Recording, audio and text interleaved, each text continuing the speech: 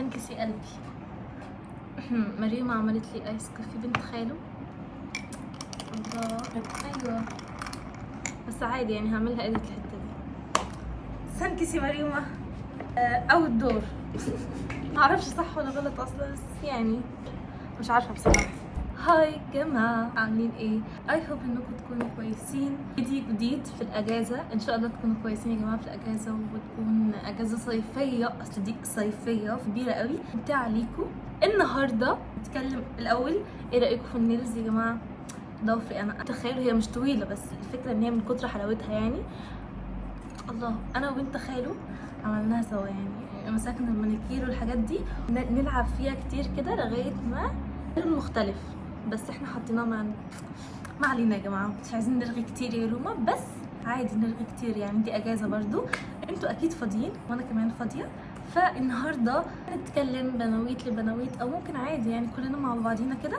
هنتكلم عن موضوع يا جماعه ان شاء الله هيفيدني انا اولا، بجد هيفيدني قوي قوي قوي، وهبداه معاكم ويفيدكم انتوا كمان. النهارده هنتكلم عن ازاي نجلو اب. على الرغم ان انا عندي مشكله كبيره جدا انتوا مش هتتخيلوها مع كلمه جلو اب، الا ان انا هضطر استخدمها، لان دايما بجد بحس مجتمع اخد فكره الجلو اب بشره مثاليه مثاليه لابعد الحدود. يا جماعه هي الكاميرا مش مبينه العيوب، بس كلنا فينا عيوب في بشرتنا.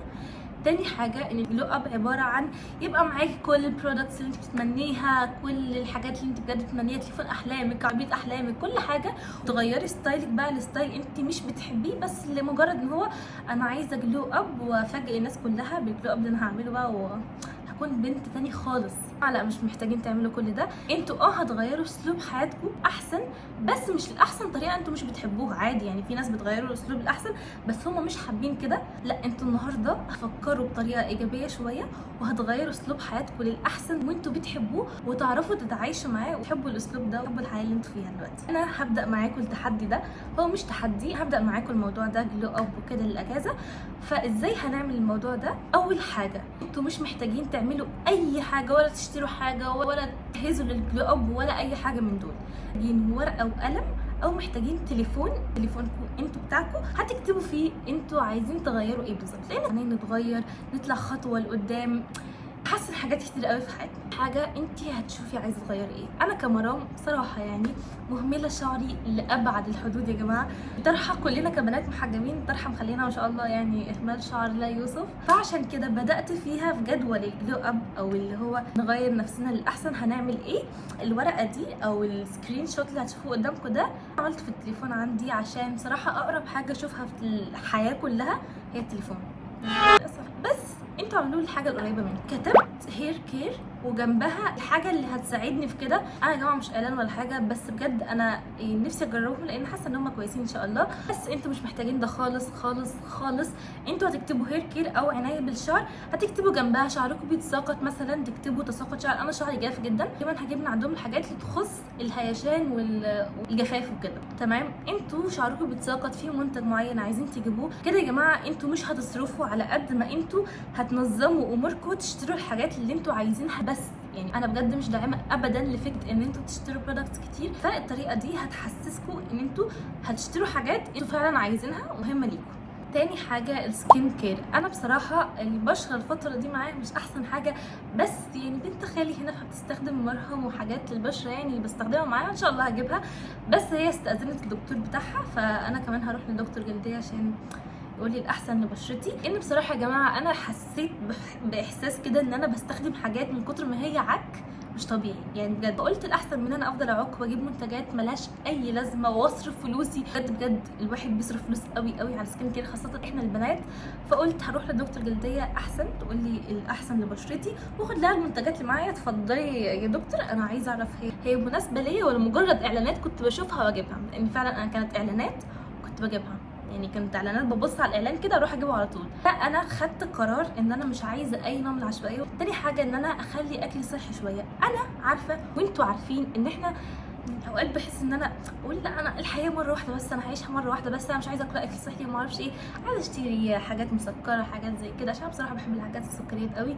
فقلت خلاص انت هتاخدي خطوه صغنونه بس تقربك من الاكل الصحي، الحياه الصحيه على قد ما تقدري يعني، وهي ان انا الفطار بتاعي يكون على قد ما اقدر صحي شويه يا جماعه. افتكرت الفطار، افتكرت ان انا في حاجه قدامي.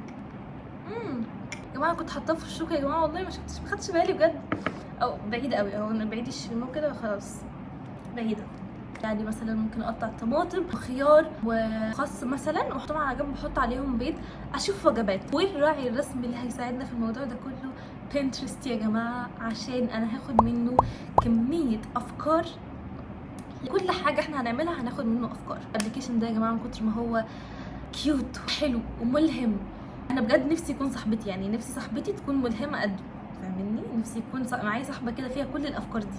ما علينا، ان شاء الله اكون الصحبه دي. طيب ايه كمان حاجه؟ ان انا اشرب ميه على قد ما اقدر، يعني حاجات بسيطه بجد. خدوا حاجات فطار صحي عادي، ممكن كمان هيكون بسيط جدا معاكم. حاجه ان انتوا تشربوا ميه كتير. بقول لكم بس مجرد افكار من عندي، الحاجات اللي انا عملتها لنفسي.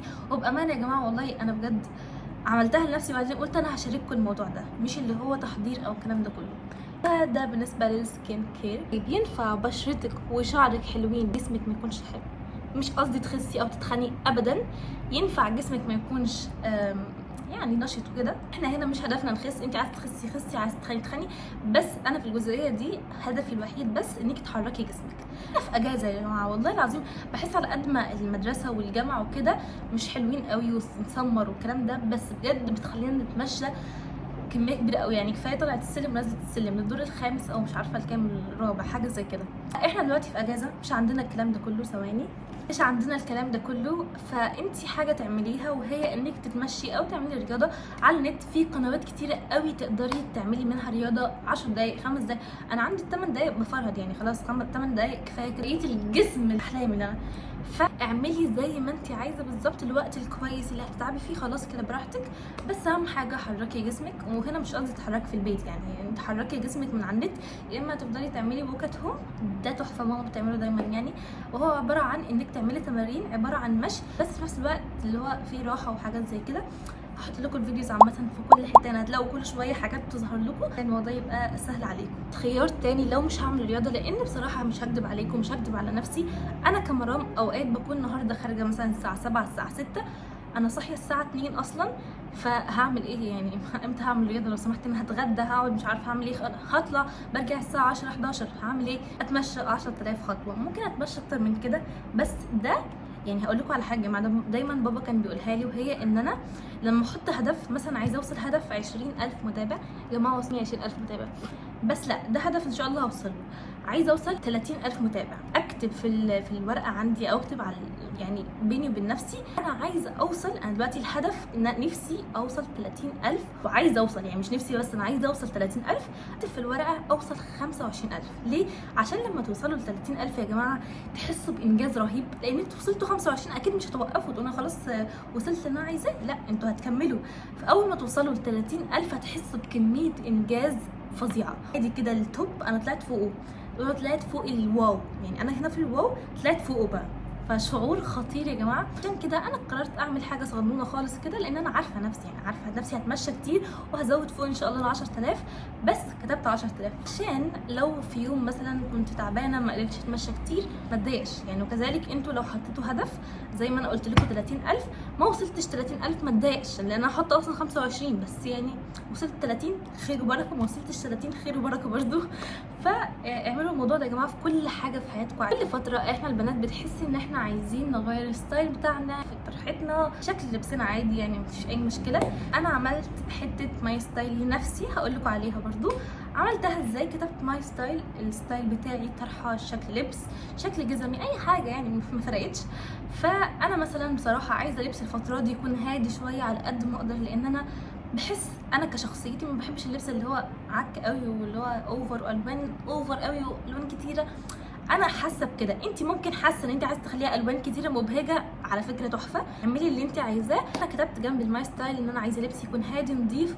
نظيف بمعنى ايه يا جماعه؟ مش قصدي ان انا لبسي دلوقتي متوسخ ولا حاجه، بس نظيف بمعنى ان هو اختي كانت قبل قايلها لي من فتره ان اللبس اللي بيكون مش عليه اسم ماركه والكلام ده، الاميرات زمان يا جماعه والملكات حاليا من احدى القوانين اللي عندهم يا جماعه، هو مش قوانين، حاجات هم لازم يلتزموا فيها. مثلا انتوا اكيد سمعتوا عن الموضوع ده، هم لما يلبسوا شنطه مش بيكون عليها مثلا ديور والكلام ده كله، هم بجد من كتر ما هم فوق مش محتاجين يثبتوا لحد ان هم فوق، مش لازم يقولوا ان هم بيلبسوا من ديور، هو الديور اللي تقول ان هم بيلبسوا من عندهم.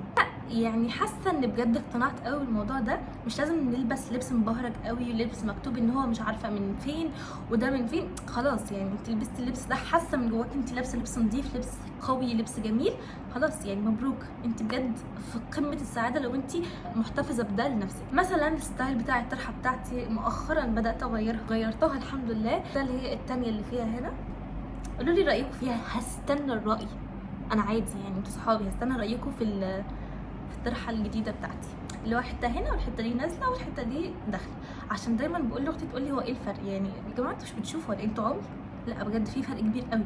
بقول لي سنكس لكل اللي هيقول لي ان شكلي حلو، ومش سنكس للي مش هيقول لي ان شكلي حلو.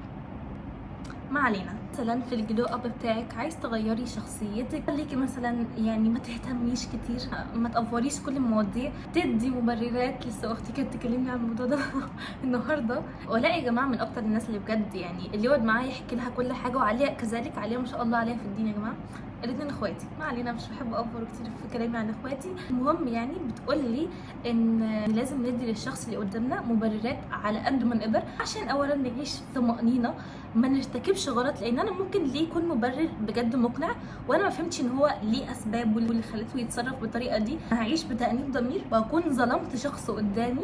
حاولوا مثلا تدوا مبررات للشخص اللي قدامكم. من جزئيه الشخصيه، تغيري شخصيتك في موضوع ما، هتبداي تكتبي في الورقه بتاعت التليفون بتاعك ماي بيرسوناليتي، الشخصيه بتاعتي ايا كان الحاجه اللي عايزه الشخصيه اللي عايزه اوصل لها، شخصيه احلامي ايا كانت، شخصيه انت بتحسي ان هي بجد حلوه قوي، مفيش اي مشكله انك تقتدي بيها وتاخدي منها. شايفه ان الصفه دي في الانسانه دي عندها طموح، خدي الصفه دي من عندها. حاسه ان هي عندها هاديه وانت بتحبي الهدوء اللي فيها، عادي يعني كوني كده. اهم حاجه تكوني انت بتحبي الهدوء، لان بجد مش احسن حاجه تكوني شخصيتك بتحبي تتكلمي كتير وتفكري دايما ان انا عايزه اكون هاديه، لا ما تكونيش هاديه، عادي كوني الطريقه اللي انت بتحبيها. صراحه يعني مش قصدي غرور ولا حاجه، بس انا ما عنديش الفتره دي مشكله مع شخصيتي، هتعلم حاجات كتيره بس يعني مش حابه اغير شخصيتي للشخصيه مثلا احلام ولا حاجه. الحمد لله شخصيه احلام الفتره دي. انا مش حته انه كل انسان كامل، مفيش حد كامل في الدنيا دي، ممكن عايزه اثقف نفسي والكلام ده، بس بالنسبه للشخصيه مش عايزه اللي هو اكون شخصيه اجتماعيه موت ولا هاديه موت. انا حلوه كده بصراحه يعني. بس كمان حاسه ان ممكن اثقف نفسي شويه، اسمع بودكاست كتير، نصايح كتير، برضو اسمع فيديوهات تعليميه، معلومات عامه. ماما من اكتر الناس اللي عندها معلومات، لو سالتوها في ايه، لو سالتوها الذره ازاي اتعملت هتقول لكم بجد اللهم بارك، اللهم بارك بجد بجد. فحلمي اكون بصراحه لو حلمي اكون شبه شخصيه اكون ماما يعني ان شاء الله. هل في حاجات تانية يا مرام؟ انا بصراحه كمرام كتبت لغايه هنا، وعدتكم ان انا هقول لكم اللي انا عملته. انتوا عايزين تزودوا حاجات تاني في الجلو اب اللي انتوا عايزين تعملوه؟ في حاجه كمان، انا في الجلو اب عايزه اغير اوضتي، بس يعني وصلوني 20,000 بجد يا جماعه، والله نفسي قوي قوي قوي اوصل 20,000 بس. يعني ان شاء الله هنحاول نوصل للرقم ده قبل شهر 7 يا جماعه، عشان هبدا مذاكره لبكالوريا. وصلوني 20,000 متابع، وهكون ممتنه ليكم.